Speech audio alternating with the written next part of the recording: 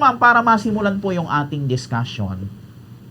Eto, una ma'am, kumusta po yung ating naging experience, yung ating pagtatrabaho dito nga po sa Iran? Sa kabila po ng maraming mga kaguluhan, gera na nangyari, kumusta po yung ating naging experience dito, Ma'am Irma? Okay naman din po, kaso lang hindi mo maiwasang mangamba, matakot dahil sa mga pangyayaring gano'n na nakakatakot, baka bigla mapapaano pa tayo doon kasi nung last year kasi 'di ba nung na pagitan ng Iran at saka Israel din nitong huling naman sa ano naman tungkol naman doon sa inside Iran naman yung problema kasi yung mga tao nagprotesta doon. And then, mas malala pa kaysa dati. Opo. Eto pala ma'am, bago ko makalimutan, ano po ang inyong trabaho ma'am sa Iran? And ilang taon po kayo doon na nag-work? Almost 8 years, sir. 8 years ako doon. Pero pabalik-balik every 2 years, vacation to Philippines, then go back to Iran. Opo. And kayo ma'am ay, ano po ang inyong trabaho doon sa Iran ma'am? Ano po, sa bahay po, meron pa akong, yung nasa document ko po, as a factory worker. Alright, And opo. then, Ito ma'am, bago yeah. pa mangyari yung mga gera, bago pa mangyari yung mga kaguluhan dito sa Iran, in-expect nyo ba ma'am na mangyayari po yun? Na, ay baka magkaroon ng gera dito? Opo. Wala po akong malaging problema doon. Tahimik po yung paligid. Wala naman, as in, okay naman ang ano doon. Hindi ko na-expect na ganun mangyayari. Parang biglaan lang kasi ganun na nangyayari doon. Hindi ko inakala na kasi usap-usapan lang ganun magulo. Pero nung nandun ako, hindi naman. Pero talagang nangyayari ang kaguluhan doon. Opo. Nung kayo ma'am ay nandun, kayo ba ay nakakalabas pa rin naman ng inyong bahay? Opo. Nakakalabas naman din kaso lang ingat-ingat lang din kasi iniiwasang pumunta doon sa mga maraming tao, sa mga public space ganun. Opo. Kayo ba ma'am ay ano pa, nakakapasyal pa naman kung gusto yung mamasyal? Nung nagkaroon na po ng protest doon, hindi na kami lumalabas ng bahay kasi delikado na po talaga kasi yung mga government doon, yung mga tao doon, pinapatay nila. Kaya, delikado talaga lumabas. Opo. Mas Opo. maiging nandun ka na sa loob ng bahay para for safety na rin. Opo. Malaman namin, ma'am, gaano ba kalaki yung danyos na iniwan ng gera dito sa Iran? Gaano karami yung namatay? Gaano kalaki yung nawasak na infrastruktura? Gaano nagulo ang Iran, Ma'am Irma? Maraming mga building din po ang nasisira, nawawasak, saka marami din pong taong nasasawi sa gera na yun. Opo. Ay, kumusta ma'am yung inyong pamilya nang kayo ay Nung nabalitaan na Nung time po na yun, yung family ko sobrang alala sa akin kasi walan po ako ng connection sa kanila, and then nakita nila sa balita na sobrang worst talaga yung nangyayari doon. So, sobrang worried sila. Kaya nga yung husband ko nagpunta na nga doon sa TV Patrol yun kasi nanawagan doon sa Philippine Embassy para hanapin ako kasi nag-alala talaga sila kasi nawala na akong contact sa kanila noon. Opo. Ito ma'am, ilipat ko muna ang spotlight dito sa aking kasama, si Bombo Remy. May katanungan din po siya sa inyo. Sige, Bombo Remy. Alright, magandang araw Ma'am Irma Sape, and thank you so much po sa pagpapaunlak na makapanayam. Makahingi po kami ng mga update, of course, experiences ng nangyari po doon as an OFW sa Iran. Ma'am, doon sa mga naibahagi niyo ng una sa inyo pong experience, paano po pwede niyo pong maikwento, paano po yung naging proseso para po makauwi po kayo rito naman sa Pilipinas? And we all know na hanggang sa ngayon, patuloy pa rin ho yung mga nagiging kaguluhan doon when it comes doon ma'am sa mga na-experience po natin. Well, nasabit nyo kanina regarding nakakaalis naman, nakakapasyal, pero sa mga public place, kumbaga yung risk para sa buhay. So ma'am po, pwede po natin na ma-share po dito Kung paano nakakawin ko kasi nung time na yun, papunta po sana ako ng ano ng Italy noon. Then kasi yung employer ko na palabas na kami ng Iran noon, naabutan kami ng cancel yung flight namin. Okay. Kaya Ma'am, sa ganun pong incident, kumbaga sitwasyon na inyo pong kumbaga na napasok at that time. So ano ma'am yung unang pumasok sa isip nyo na meron pong ganun pong kaguluhan? Iran na yun, nung time na yun, tumawag po ko sa Philippine Embassy na nag-apply na po ako noon ng repatriation. Nag-apply ako noon, and then naghintay lang ako ng exit visa para masali ako doon sa second batch. Nung time na yon, nagkaroon ng ceasefire, so bago isip ko, sabi ko, hindi na lang ako tutuloy na nagstay muna ako doon. Nagstay muna. Alright. And then nung time na nangyari naman ang kaguluhan ulit, so natakot na talaga ako kasi mas malala pa sa gira yung nangyari kasi kinat ng Iran ko ng internet doon, so mga tao doon pinapatay nila, ganun. Kaya natatakot na talaga ako kaya sabi ko sa employer ko na gusto ko nang lumabas doon sa Iran, kaya yun, ginagawa nila ng paraan na makalabas ako doon, makauwi ako ng Pinas. Ganun. Alright po ma'am. So talagang kumbaga isa pong experience Kasi na umiyak hindi kakalimutan. Alright. Mama, with regards po sa ating pong mga nakasama doon na mga kapwa natin Filipino. So with regards doon sa repatriation. So ganun po yung nangyari. Ilan po kayo yung mga naging kasama natin? May mga kasama po tayong mga Filipino na kumbaga talagang kakilala natin para po makauwi rin po dito sa Pilipinas.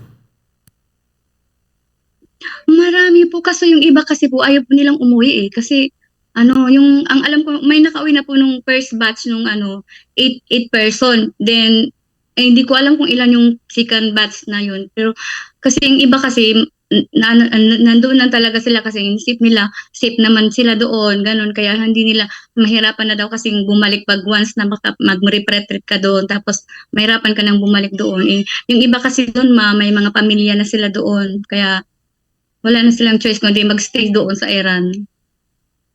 Alright, ma'am. So, sa ganito pong incident na na-experience natin, so may balak pa tayo, ma'am, sabi nga natin, hindi naman lahat ng country, bansa, nagkakaroon ng mga gyera. May balak pa po tayo na mag-abroad or lumawas po para po magtrabaho? Opo, kailangan ko talagang bumalik, ma'am, kasi may nag-aaral akong na yung anak ko kasi nag-aral ng college, kaya kailangan ko talagang bumalik eh. Nag-apply nga ako for abroad ngayon. Naghanap ako ng ibang opportunity na maka-apply ako kahit sa isang bansa. Alright, so talagang kumbaga lakas ng loob pa rin ma'am yung ating pong Opo. Kung kailangan nagtanong-tanong ako sa sitwasyon ngayon sa Iran, kung okay kasi parang gusto ko din bumalik doon kasi mas malaki sahod doon. Ngayon hindi pa kasi parang nagbabantaan yung Amerika na gigirahin sila doon. Alright. So mama, sa pagkakaalam natin, meron pa na ibang mga Filipino na hindi po nakasabay sa second batch ng repatriation po? Oo, opo, meron po, marami po. Alright. Siguro ma'am, ilang buwan na po kayo nag-i-stay po dito ma'am sa Pilipinas, kasi we all know ongoing pa yung mga ganito 3 weeks pa lang, ma'am. 3 weeks. 3 weeks pa lang ako dito. Alright. So talagang po pala na medyo fresh pa yung ating pong experience po doon. Siguro ma'am, sa ating pong mga kapwa natin OFWs na nandoon po, ano po yung ating pong masasabi sa kanilang mensahe po? Masasabi ko lang po sa mga kapwa ko OFW dyan sa Iran na mag-ingat lang po sila, doble ingat talaga kasi alam ko sa ngayon sobrang worst ang situation ngayon dyan, so pray na lang tayo at saka mag-iingat talaga kasi hindi talaga maganda ang naging ngayon, kalagayan doon ngayon. So wala tayong ibang gagawin kundi magdasal, ganun lang po. Alright, balik sa akin ma'am, ano? So ito ma'am, maitanong ko pang karagdagan. Nung kayo ay, during that time na kayo ay naroon sa Iran, hindi naman kayo ma'am napahamak. Wala namang nangyaring Hindi masama naman. sa inyo. Ma'am, Hindi naman po. Safe naman din po ako doon. Sa awa ng Diyos. Safe opo. naman din po ako doon. Opo. Kayo lang ma'am mag-isa doon sa tinutuluyan nyo or meron kayong mga kasama? Ako lang po. Wala po akong Opo. kasama mga Pilipina doon. Pero may connection po ako sa Philippine Embassy doon. Kasi may GC kami doon na may GC kami sa Philippine Embassy. Opo. So, ito ma'am, sa part pa rin natin, ano, nung mga panahon ma'am na nandun pa rin tayo sa Iran, kumusta yung ano natin ma'am, yung linya ng ating connection sa internet? Nakakapagpa-communicate pa rin ba tayo sa ating mga pamilya dito sa Pilipinas? Hindi naman ba naapektuhan, ma'am Irma? Ano po, 1 week lang po siyang nagkakaroon ng wala talagang contact, walang communication. Pero bumalik naman din. Bumalik naman din siya. Opo. Ano ang sabi sa inyo, ma'am, ng inyo pong pamilya dito sa Pilipinas? Gusto nilang uuwi na daw ako kasi nag-alala sila, hindi nila natatakot na talaga sila baka ano daw mangyari sa akin doon, kaya gusto nilang uwi na lang daw ako dito sa Pinas. Kaya yun ang lagi nilang inaano sa akin na umuwi ka na dito, wag ka nang magtrabaho diyan, ganun yung lagi nilang sinasabi sa akin. Opo. Tapos ito pa ma'am, na-mention nyo nga kanina parang may pagbabanta nga si US President Donald Trump sa Iran. So Opo. ano naman ang naging reaction nyo dun ma'am sa part na yon? Ano po, sabi ko, mag-ingat na lang sila doon, yung mga kaibigan ko doon din. Kasi ang Iran kasi ngayon, naghahanda na din sila sa pag-atake ng Amerika eh. Naghahanda na din sila. So, may posibilidad talagang magkakaroon ng gera ulit. Alright.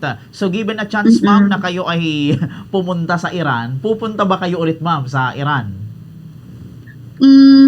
Siguro pag okay na ang lahat, sir, pag okay na yung wala nang kaguluhan doon, baka babalik pa ako ulit doon. Kasi mas medyo okay yung ano ng employer ko doon, mabait naman sa akin, tapos yung salary ko okay naman din. Kaya nag-usap kami ng employer ko na kung maging okay na ang lahat, na tapos na ang lahat ng kaguluhan, pwede na akong bumalik doon sa kanila. Opo. What about yung ano ma'am, yung kuryente, yung tubig, yung supply nun? Hindi naman naapektuhan ng gera? Yung time na yun, sir, yung kuryente, every day may 2 oras na blackout. Kasi parang iwan ko nagsisave sila ng energy, or kasi every day talaga siya nung time na yun na 2 oras ang mag-blackout. Tapos sa tubig naman sa Iran, sa Tehran, mahirap din ang tubig. Alright. Opo. So kayo ma'am, ito ma'am, mga remaining question na lang. Ang tinutuluyan nyo dyan sa Iran ma'am, malapit kayo doon sa lugar kung saan naggigera, ma'am Irma? Ako po, hindi po. Medyo malayo ako kasi sa Tehran yung nangyari yung gira. Tapos doon ako sa Mashhad. Malayo po, malayo. Opo. So parang hindi naman talaga kayo gaanong apektado pala ma'am, no? Oo, hindi naman din, oo. Kasi Alright. nandun ako sa lugar namin yung malayo. Yon, alright. So, ito ma'am, ito pala ma'am, malaman lang namin, saan pala kayo dito ma'am sa Pilipinas? Dito po ako ngayon sa Caloocan, sir. Sa Caloocan. Sa North Caloocan. Alright, yun. Okay po. Sige ma'am, bago tayo matapos, siguro, kung may nakalimutan kaming itanong ni Bombo Remy, may gusto kayong idagdag na info sa atin pong interview, ibigay ko ulit sa inyo ang linya, and ano yung ating panawagan sa mga OFW pa rin, para hindi sila madamay dito nga po sa mga katulad nitong sitwasyon na may mga gera, especially dyan sa mga taga-Iran. Sige ma'am, bigay ko po sa inyo ang linya po. Ako po ay nanawagan sa mga kapwa ko OFW dyan sa Iran, sa mga kakilala ko dyan, sa mga kaibigan ko dyan na double ingat kayo dyan. Talagang nag-alala din ako sa inyo dyan. At saka laking thankful na din ako na nakauwi din ako, pero nag-alala pa rin ako sa mga kababayan ko dyan lahat na nandyan pa rin na hindi pa rin nakauwi ng Pinas. So ingat na lang talaga.